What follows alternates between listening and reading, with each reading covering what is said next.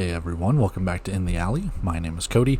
Glad you guys are back for another video. We've got the final preview from the 4th of July weekend to take care of. It's Monday Night Football between Arizona and San Diego. We've already had one really good game. There's some issues, but either way, those are done in the past. We need to talk about this one. Heavy playoff implications in the West for this. Let's go take a look. All right, so we need to take a look at our final preview, and this can be a barn burner, man. This should be a game that is very, very fun. Two teams that have kind of gone in two different directions, dare I say. One kind of with a couple of losses that you wouldn't expect, and one that's just chugging along, dare I say, machine-like, but you got to go with it.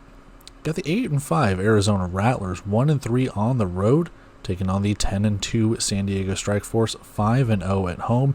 They are one of two remaining teams that are undefeated at home, with Green Bay completing theirs. San Diego hoping to be the second team to do the same since Orlando just lost. So, spoiler alert there if you haven't watched the game. Sorry about you. We have a 10 p.m. Eastern Time kickoff. I didn't feel like changing the time on here, so sorry about you. But a 10 p.m. Eastern Time kickoff on Yahoo Sports. And again, this game should be a nice little doozy between the two of them because we've got some heavy playoff implications. We'll talk about that in the bet and prediction portion of the show, but at the same time, both these teams have already clinched a playoff spot. This is all just for seeding, hosting a home playoff game, and anything and everything included. And Vegas is included in this too since they beat New Mexico the day prior. So we'll chat about that in a minute. Let's take a look at our season leaders for both sides here. Your leading passer for Arizona, Max Miler, 116 of 178, 1,317 passing yards, 24 touchdowns, and 6 interceptions. On the other side, Nate Davis, 214 of 344, 2,302 passing yards, 47 touchdowns to 10 interceptions. Very, very good passer over there for the Strike Force. Leading rusher for both sides, Max Miler for Arizona. He's your leading rusher and passer for the Rattlers. 62 attempts, 274 rushing yards, and 12 rushing touchdowns. And for San Diego, Edward Vander, 107 rushing attempts, 341 rushing yards, and 15 rushing touchdowns. Taking a look at our receiving leaders on both teams, Arlen Bruce, 63 catches, 779 yards, 12 receiving touchdowns. Just a couple of games left. I'm curious to see if he can break that 1,000-yard mark. He should be able to, but you got 3 games left. This one could be a very good opportunity to help get you closer. Dallas Daniels for San Diego, 45 catches, 569 receiving yards, and 16 receiving touchdowns. So again, both offenses decent, pretty good. San Diego's offense really, really good. Arizona, they still have questions at quarterback, man, and we'll talk about that in a second, the 25-man rosters. But let's take a look at the injury report for both squads here. Kobe Rome has been downgraded from short-term injured reserve to season injured reserve for Arizona, and then added to short-term injured reserve is Gerald Mincey, so another hit to that offensive line for the Rattlers. Nothing to report on for San Diego. The same 3 guys that have been there for quite a while now remain on there still. So we'll see if anything changes in the coming weeks as the threshold starts to get bumped up against that. Hey, you need to either take these guys off short-term injured reserve or you got to activate them or release them eventually. So you can't just hoard them on there. Either way. Let's take a look at the game odds here presented by DraftKings. -1.5 for Arizona, so they're favored on the road, which is kind of crazy to me. Again, 5-0 at home for San Diego, so not even home field advantage stopping them. +1.5 for the Strike Force at home, and an over-under of 89.5. So they are expecting a decent amount of points here and a very close margin of victory for one side. Moneyline -125 for the Rattlers on the road and +105 for San Diego at home. Speaking of home, we are at the Front Wave Arena in Oceanside, California, and again, they changed the time on me before I made this graphic, so it's 10 p.m. Eastern Time for your kickoff to accommodate the U.S. and Belgium U.S. World Cup game or FIFA World Cup game. So they're taking that and saying, hey, after that, watch this. But again, we're on Yahoo Sports, 10 p.m. Eastern for our kickoff, as I just mentioned. And our series head-to-head favors the Arizona Rattlers 7-3. Their last meeting coming God, months ago at this point, man. One of the very first games, I think, for either squad here. And yeah, Arizona just absolutely destroyed them. It's only one of San Diego's 2 losses, but they blew them out 49-27 before either team's really got their bearings. And like I said earlier, the tale of 2 different teams practically at this point, in a sense, because San Diego's done nothing but pretty much win since then. And Arizona, they've caught a couple of losses. They've gotten some losses where you didn't necessarily expect it, and then we're dealing with some roster issues. So we need to go take a look at that 25-man roster. We need to go take a look at our bet and our prediction for this one. Then we'll wrap up. We'll get out of here. All right, let's take a look at the 25-man rosters as they are on the screen in front of us. As we normally do, we take a look at the away side first. Drew Powell and Max Myler are your quarterbacks for the Rattlers. Who starts? I don't know, and your guess is as good as mine. My bet is probably on Max Myler from what he was able to accomplish in their last meeting, or their last matchup that Arizona has had. But it does not shock me whatsoever if Drew Powell takes the reins.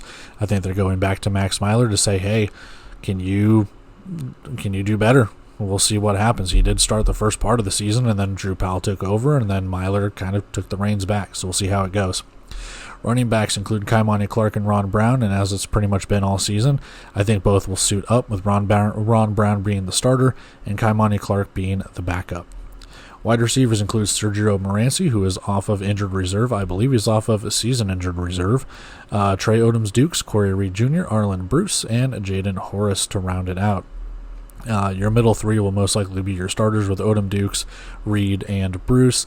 We'll see who and how many suit up if Moranci and Horace both go, or if it's just one of those 2. But your middle 3 are normally your starters with that.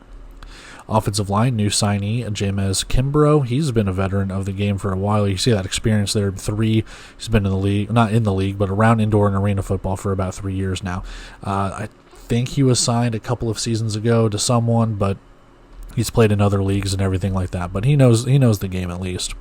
Jake Parks, Q McBroom, and Christopher Strada round out that offensive line, so it doesn't shock me if Kimbrough gets the start, but if Parks, McBroom, and Strada are the 3 that come out of the huddle, yeah, that's probably what's going to happen, but not surprised. Defensive line for the Rattlers include John Pius, Carson Taylor, Joshua Ellison, and Jalen Bass. If that's how that's going to kind of go, if they keep those defensive linemen, it'll be Pius, Taylor, and Bass with Ellison being the sub.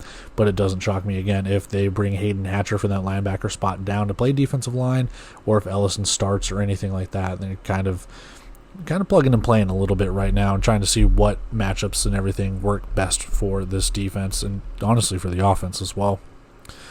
Linebackers include Hayden Hatcher and Don Willis. Again, I believe it's supposed to be Hatcher going to be the start, but again, if Willis starts, Hatcher might not start, and that's perfectly fine too. Hatcher can come in and play relief as he's done. He can play defensive line. He can start at linebacker. It's kind of a wild card in that defense.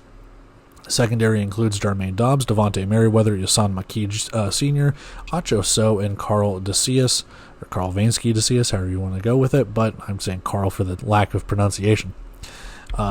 It's probably going to be the top 3 with DeCius, so Dobbs, Merriweather, and McKee, with DeCius being the 4th starter. Acho So does play. He does play special teams. He will get in there as a rotational piece, and he kind of just go on from there. Kicker is Matthew Cook, and that's your 25-man roster for your Arizona Rattlers.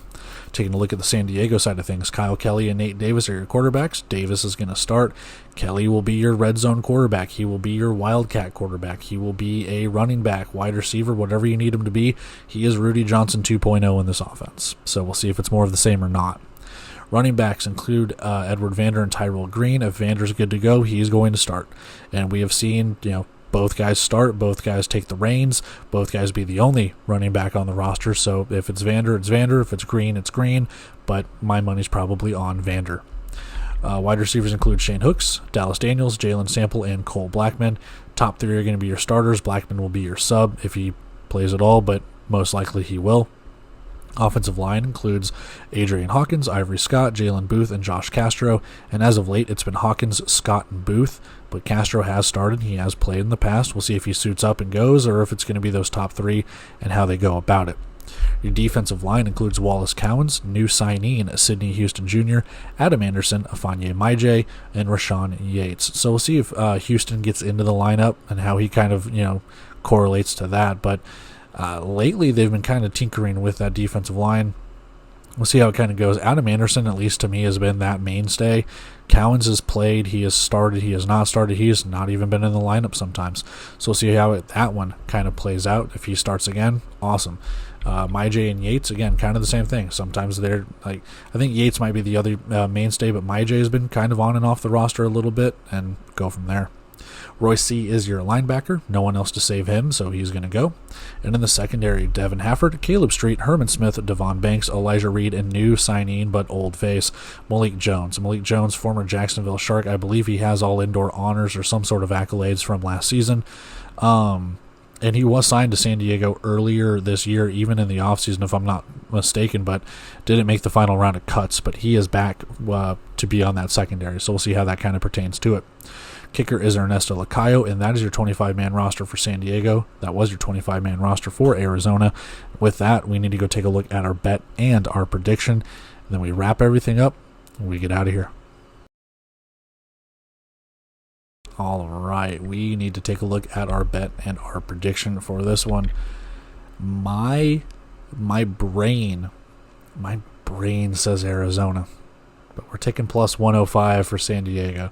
There is a part of me where it feels like Arizona's kind of backed into a corner. This is their last, not big test, but this is their moment. Can Arizona be like, hey, we're not downtrodden. We're not about to go closer to 500 and go 8-6. We are the Arizona goddamn Rattlers. This is what we're going to do. And that might be a reason why they're favored. And I mentioned this in a different preview maybe a week or two ago about San Diego. I think it was when they took on Jacksonville. San Diego's got these moments. Can you prove, and maybe it was Vegas, can you prove your worth? So far they have. They got 10 wins on the season. And this is an opportunity. Can you knock off the Rattlers? Can you knock out like you did Jacksonville? Can you go in and win another game? Can you get to 11 wins? Can you keep pace on that number 1 seed and really put pressure on, hey, we win this game, clinch playoff spot. They're not clinch playoff spot, clinch home field advantage. So pretty much what it's going to do to benefit Vegas as well. I mentioned this earlier. If San Diego wins this game, it drops Arizona to 6 losses. And then San Diego and Vegas both have 11 wins. So no matter what, Vegas and San Diego are hosting home playoff games in the first round, and it practically locks Arizona in as the number 3 seed. And stranger things can happen. They can finish 8-8 and have, I think Tucson finished 9-7 if I'm not mistaken. They might have 8 losses. I can't remember. But regardless, now we're getting off onto a different tangent. For this game, if Arizona wins, it puts them at 9-5 and puts a little bit of pressure on San Diego as they drop to 10-3. Vegas takes that number 1 spot. So this is a huge, huge game in terms of Vegas because they kind of win either way. They either get the number 1 spot or they lock up a home playoff game. So I guess pick your poison on what you want to do if you are Vegas. Now, on the other side, both teams want to win here. So looking at plus 105 for San Diego. Now let's actually talk the game because the playoffs implications are kind of out of the way when it comes to that. I don't know how this game is going to go. I know that sounds like a cop-out answer, but I can see this going away for Arizona to get a victory. If Max Myler plays up to his potential and his MVP caliber like he was last season for Green Bay, then yes, there's an opportunity here for Arizona to take a victory. Especially if those wide receivers and that chemistry is built, if Ron Brown can play really well, and that offense is good to go. The secondary for Arizona is pretty proven, man. They've taken the ball away. They've shut down wide receivers. They've played really well this season. Can they do it against a team that likes to throw the ball quite a bit? And then how do you attack Edward Vander on the other side? So really quick before we dive even further, my prediction for this one, 43-41 in favor of the San Diego Strikeforce. Very close game. I'm predicting a very, very close game because I just don't know which way it's going to go. I'm not shocked if Arizona pulls this. They are favored to win. So I guess I'm picking an upset. On the San Diego side of things, that San Diego offense, and we just kind of touched on it, can they get that wide receiving core going? How much of this defense of Arizona are they going to put pressure on Nate Davis? Are they going to blitz him all the time? Are they going to drop back into coverage? Is it going to be a mix? How does that defensive line get after it? Like we mentioned, the 25-man roster, we've kind of tinkered a little bit, but is Hayden Hatcher going to play defensive line? Is he going to go into linebacker? Is he even going to be a reserve? How do they go about it? For San Diego's offense, again, it's going to hinge on Edward Vander. If he's able to open up the running game, if he's able to get out in the flats and do some short passing games and things like that, along with a couple of motion handoffs and stuff like that to Hooks or Sample or whoever, can you get the running game going to open up that passing game? It doesn't have to be anything flashy. It doesn't have to be like a Kyrie Robinson player of the week, 5 touchdowns or anything like that. But can you do enough to open up that passing game and see what we can do? On the flip side, again, is it the chemistry that Max Myler has that he can go back to his MVP season? Because we know that the secondary for San Diego, also pretty good. It's kind of the same thing. How much pressure are we going to see on that defensive front with kind of a, I won't say banged up offensive line, but I don't think it's an offensive line that Arizona had thought about in the very beginning of the season to where they are now, but beggars can't be choosers when it comes to this. You've made the changes, you've made the moves necessary to get the offensive line that you have at this point. Is that defensive line going to feast of San Diego? Is it going to feast on Arizona? How do they open up their running game? How do they open up their passing game? Because, again, we have deep threats when it comes to Arlen Bruce or when it comes to Dallas Daniels or Shane Hooks or anything like that. If Corey Reed can get going, if Trey Odoms-Dukes can get going, then, yeah, we've got some passing attacks on both sides that can really challenge this.